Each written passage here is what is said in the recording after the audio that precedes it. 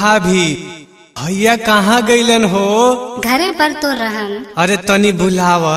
अरे रसनवा के पापा सुनो ताने जी, लागत आके फिर पिए चल गए। का करबे भाभी, 21वीं सदी आ गई। पहिले मेहरारू तब दारू, बाकी अब पहिले दारू तब मेहरारू।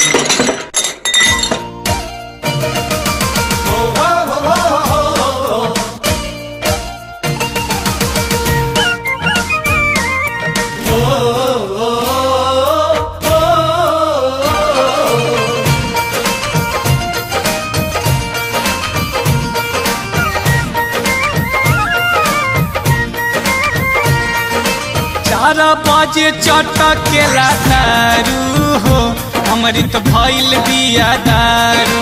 4 बजे चटकेला दारू हो, हमारी तो भइल बिया दारू। भइल बिया दारू, अमृत भइल बिया दारू।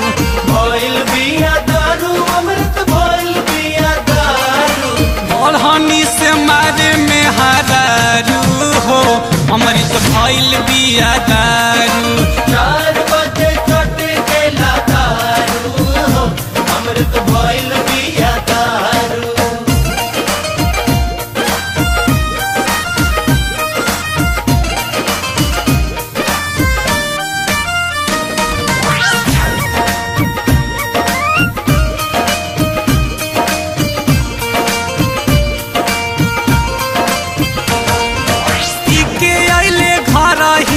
खूब सुर मचाइले, खूब सुरमा चाहिले हो, खूब सुरमा चाहिले। दारू के निशाऊ तो सबके देखाइले।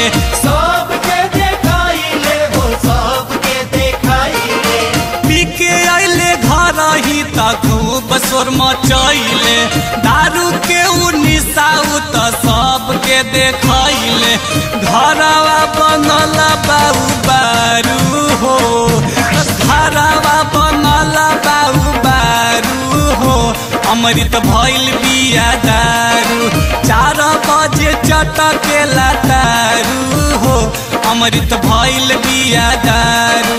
4 बजे चटकेला दारू हो, अमृत भइल बिया दारू।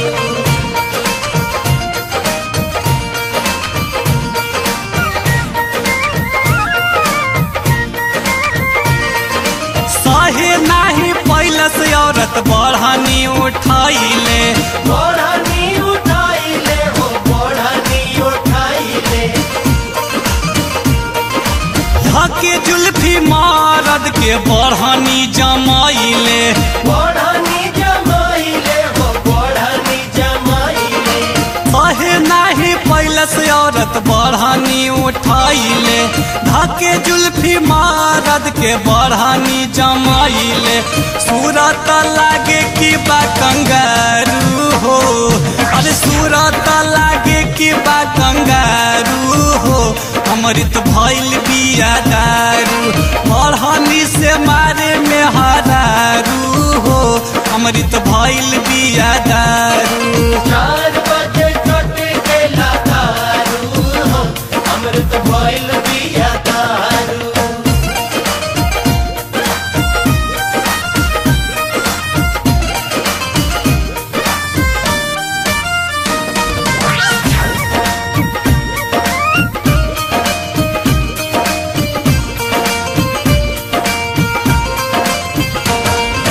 कहेला निर्भय ऐसन रास्ता से मुँह मोरा।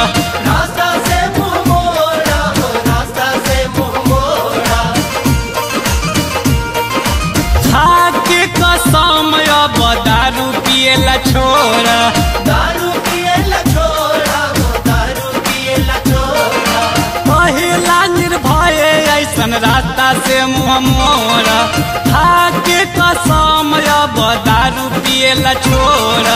कंचन के बात पर विचारू हो, कंचन के बात पर विचारू हो, अमृत भइल बिया दारू। 4 बजे चटकेला दारू हो, हमारी तो भइल बिया दारू।